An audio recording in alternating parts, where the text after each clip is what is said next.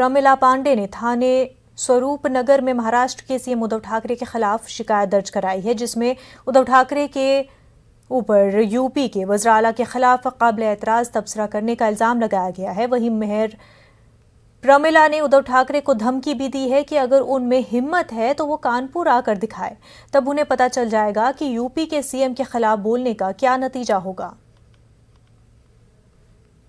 उद्धव ठाकरे के खिलाफ यहाँ पर मैंने मुकदमा कायम कराया है।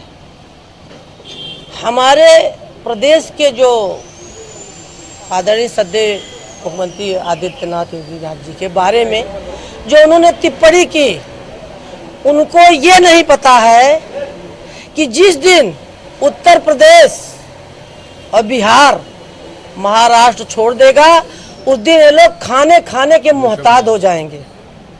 लेकिन जिस तरीके से उन्होंने अशोभनीय बात हमारे मुख्यमंत्री के लिए कहा, तो क्या पता, हमने इसको पढ़ा, मुझे बड़ा दुख है।